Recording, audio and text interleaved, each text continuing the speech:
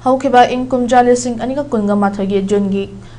tang kun mathoida khangabok amadi lamding aniki marakta leba laukonda laukhoi tractor na ising da dansin khibada ge lei khidraba khangabok maisnam laikka ge ninthauzam dizen singna thanamba macha ani gi mahai masing tamnaba gi damak like minded group Manipur na lupa lising kun gamari gi sel gi tengbang pirakre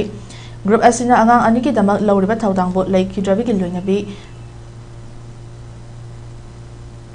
Leki Drabagi Loinabi Gunjapati na Tagat of Fondroli, Tengbang Kongtra Adugamari Lina like minded group Asige, Secretary Ozit Sorokabam na Hai, Dizena Leki Dabachahi Adudagi Hauna Mahang na Tanamba, Angang Anigi Mahimasing, Tambagi Dabak like minded group na Angam Mating Toduna Lakli, Hausi Angang Amada class 7 Amadi, 9 Tamle, Angang Ani Asina class 12 Howard Tambagi Achang myself like minded group Asina Putokani Haraduna Mibagi Punsi Tambang Amanate, Akoi Irakta Laibak Tibat Todota Manung Matam Chadana Leki Daba Yaubuda. Yamna wana hingba yaulabadi ekoi mating pangfam thoi miyoiba ekoi samaj lingduna hingba jiba amani nomadi sidada bangaltani hinglingai da awabandang laba kayada mating pangmagi hainabi thamsi haina phongdoki ekoi irakta koi manung matam chadana tayangpal thadokkiba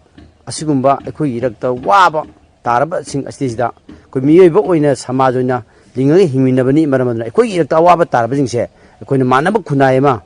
When I sotarabasing mateng pang rabese, masi quite a afaba, Kontang amani,